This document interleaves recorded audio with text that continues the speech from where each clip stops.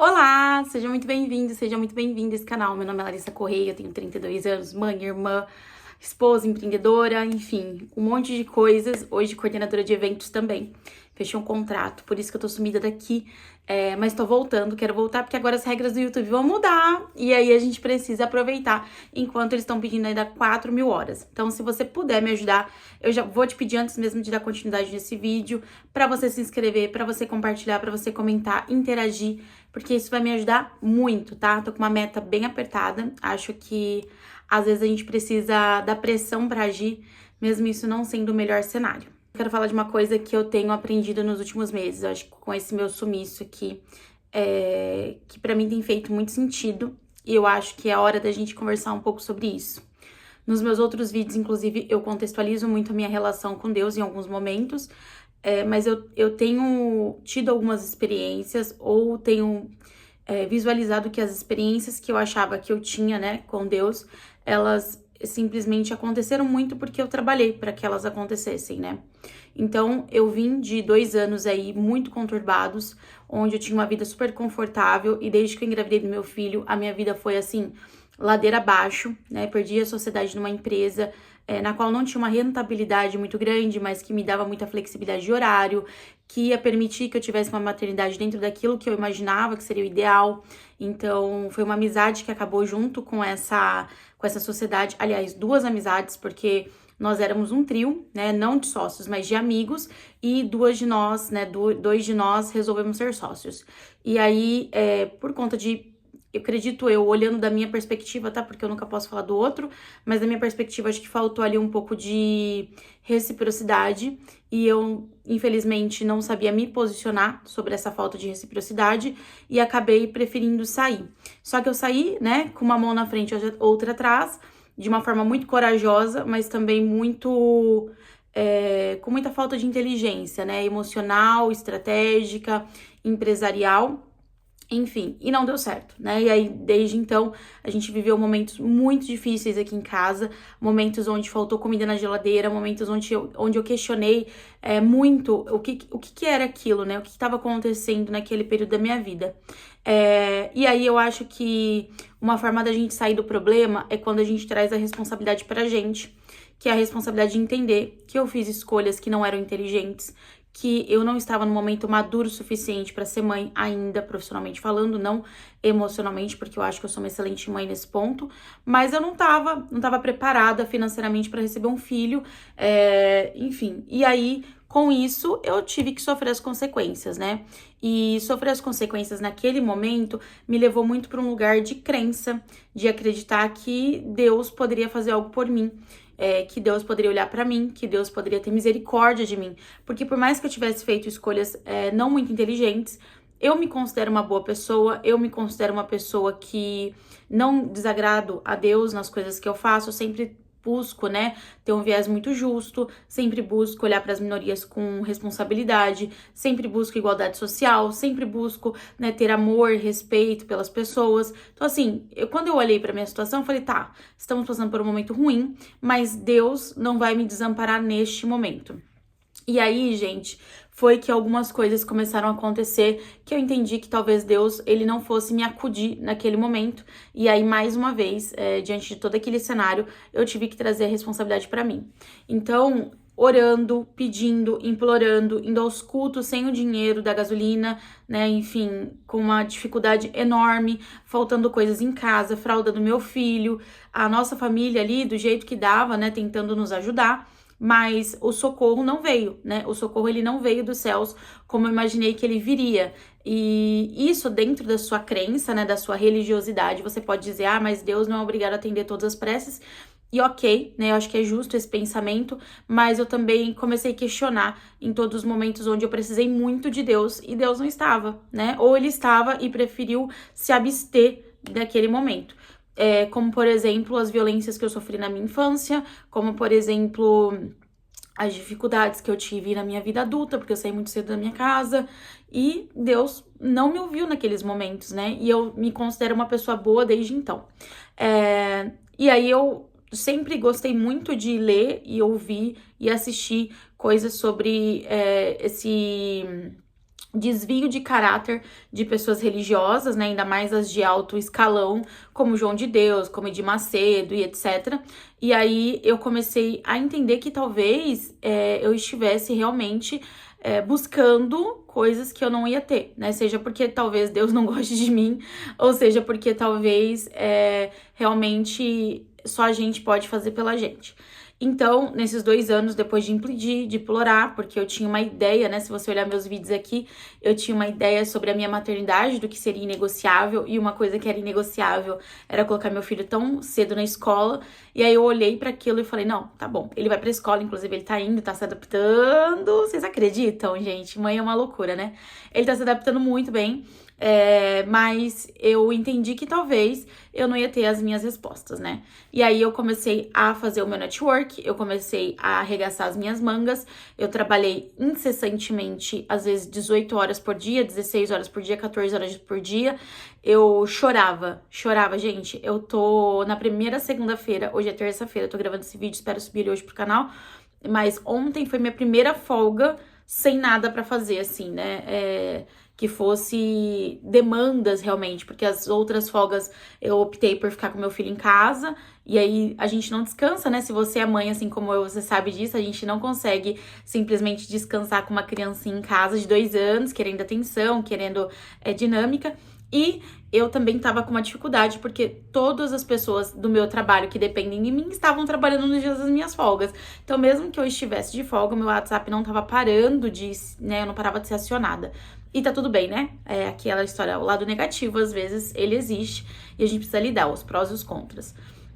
Então, ontem foi minha primeira folga, mas entre todas essas questões, né, que a gente tem vivido, eu chorei, e não foi uma, não foi duas, não foram 3 vezes, eu chorei de exaustão, de falar assim, eu não vou dar conta. Eu não tô conseguindo, gente, de chegar do trabalho e não ter forças nem pra comer, porque chegar 10, 11 horas da noite, tomar um banho, às vezes sem tomar banho, só deitar, né, e buscar ali o mínimo de descanso para suportar o dia seguinte, que seriam mais 12 horas, que seriam mais 14 horas, mais 18 horas, porque não tinha nem como prever quanto tempo eu ficaria fora de casa, né, e tudo isso vivendo com a demanda de deixar meu filho com outras pessoas inicialmente, ainda assim pagando, mesmo eu não tendo recurso financeiro, mesmo eu não tendo provisão, ó, da onde que vai sair esse dinheiro? Eu não tinha essa perspectiva, né, essa provisão. Então, assim, a partir desse momento eu comecei a entender que eu realmente precisava, eu dependia de mim. E quando eu tô falando depende de mim, gente, eu tô sendo muito literal mesmo. Tipo, eu não fico esperando do meu esposo, eu não fico esperando da minha família, eu não fico esperando que alguém olhe pra mim com um pouco de compaixão, não fico esperando que os meus prestadores de serviço olhem e falem, nossa, ela tá muito cansada. Eu não espero que meu contratante tenha esse reconhecimento por mim. Eu não espero, porque as pessoas naturalmente não têm. As pessoas olham para si própria. E eu aprendi que quanto mais você dá, mais as pessoas querem. É um movimento que não tem limite, né? Se você não determina o limite, ele não tem limite. E aí eu comecei a parar de pedir para Deus. Eu falei, olha, tudo bem, né? Já entendi que eu não terei respostas, seja... Gente, se vocês vissem o que é o meu tripé aqui... É um adesivo, coloquei uma fita crepe e o celular colado na minha porta de vidro aqui do quarto. Tá até meio bagunçado aqui, que eu falei, se eu não gravar esse vídeo hoje, eu não gravo nunca mais.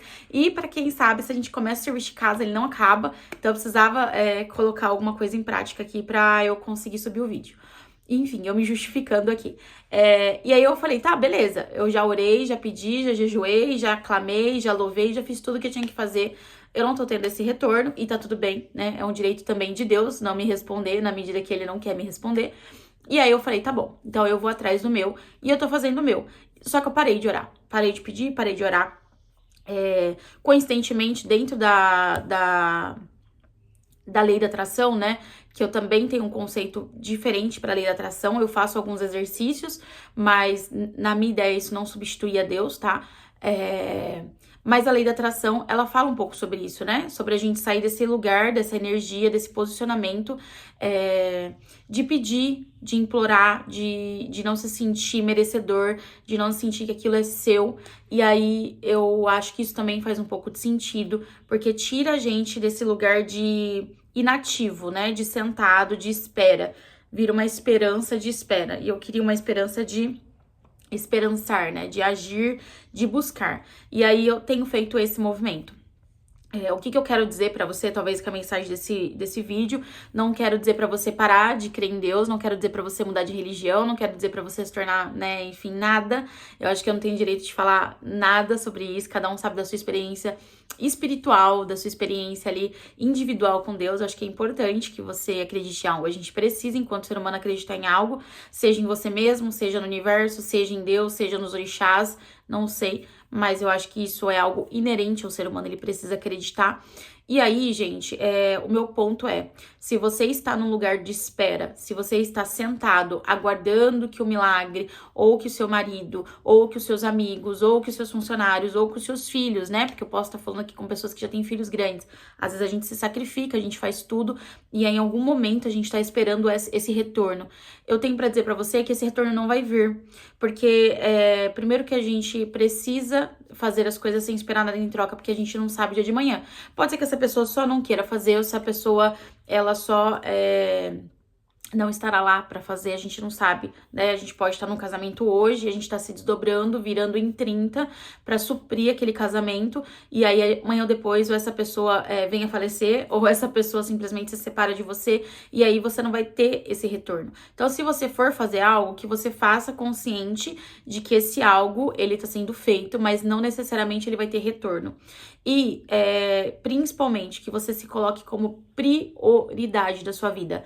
Eu sei que é difícil, para nós que somos mulheres, isso é ainda mais difícil, porque a gente vem de uma criação e de uma ideia social que a gente nasceu para servir, que a gente nasceu para ser pilastra da nossa família, que a gente nasceu para ser sábia, que a gente nasceu para educar os nossos filhos, que a gente nasceu para suprir as necessidades do nosso marido, e que quando isso chega em nós, né, a gente vai falar um pouco isso sobre outros vídeos, mas toda vez que chega em nós, seja o descanso, seja a se sentir mais bonito, seja se organizar, seja o que for, né, ter mais dinheiro, a gente sempre vai para um viés onde isso se torna pecado, né? Onde uma mulher que gosta muito do dinheiro e do conforto, ela tem o pecado da luxúria. A mulher que gosta de comer muito bem, de escolher aquilo que ela quer pra ela, é uma mulher que tem o pecado da gula. A mulher que economiza, que faz uma boa gestão financeira, ela é a mulher avarenta. E aí você pode dizer assim, não, Lari, mas os pecados, eles são para todos, né? A gente pode julgar todos. Não é, né, gente? A gente vê que não é. A gente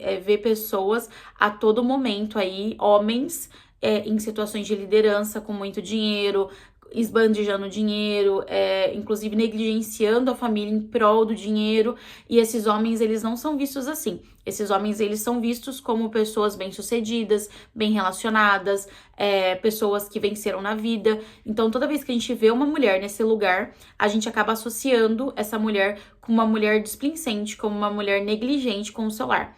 E aí, isso é muito negativo, né? A gente acaba paralisando todos os nossos ideais, os nossos sonhos em prol disso. Então, esse vídeo, ele tem o objetivo de dizer pra você, para de ficar esperando. Quer orar? Ora, mas ora em movimento.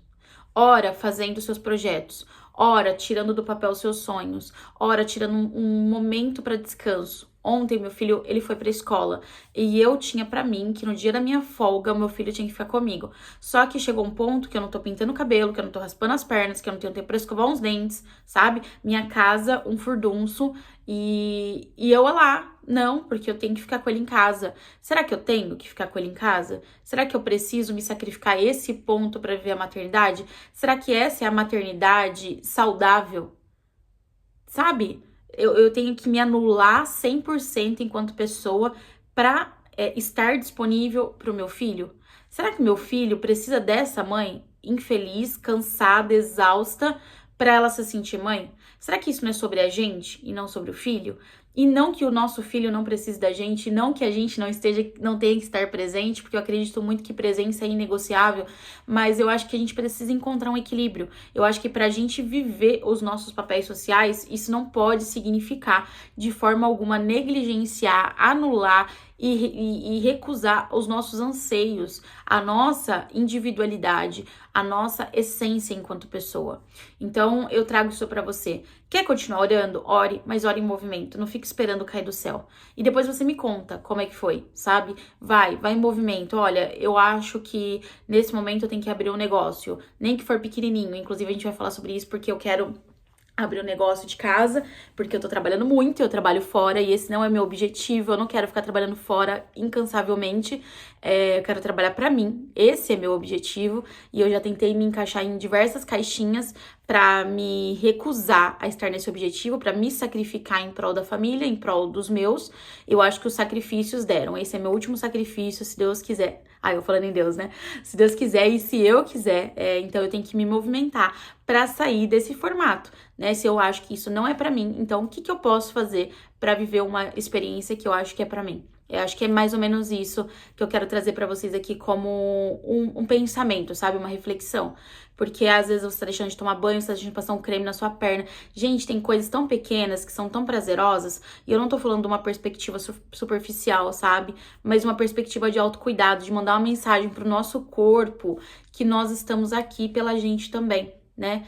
Esses dias eu tava vendo umas fotos minhas antes de ser mãe e eu irradiava outra energia. E não que o meu filho tenha tirado essa energia, mas eu me tirei com a justificativa de que eu me tornei mãe. E por que a gente tá nesse lugar, entende? Então, acho que esse vídeo ficou até um pouco bagunçado, porque eu trouxe várias mensagens, mas eu acho que a primeira mensagem e única aqui é que para que você não fique esperando. Eu tô esperando do universo, eu tô esperando de Deus, tô esperando da Virgem Maria, tô esperando milagre. Pode esperar, mas espere em movimento. Às vezes, quem vai operar esse milagre na sua vida são as suas atitudes. Às vezes, quem vai trazer a oportunidade pra você é você mesma. Não é ninguém de fora. Não é o seu marido que vai olhar um dia pra você e falar assim: ai, coitadinha, ela trabalhou tanto, né? A gente vai falar sobre isso.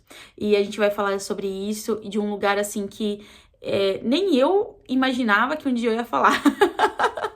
Mas eu quero que vocês pensem sobre isso, sabe? Eu quero que vocês se movam, que vocês se movimentem. Então, vamos melhorar a nossa qualidade de vida, vamos realizar os nossos sonhos, que dá tempo, gente, sempre dá tempo. Se a gente priorizar e organizar direitinho, né? Todo mundo sonha, todo mundo realiza, na medida do possível e da nossa realidade, tá? Eu vou finalizar esse vídeo, tem 19 minutos, vou ter que editar hoje, quero subir hoje pra plataforma.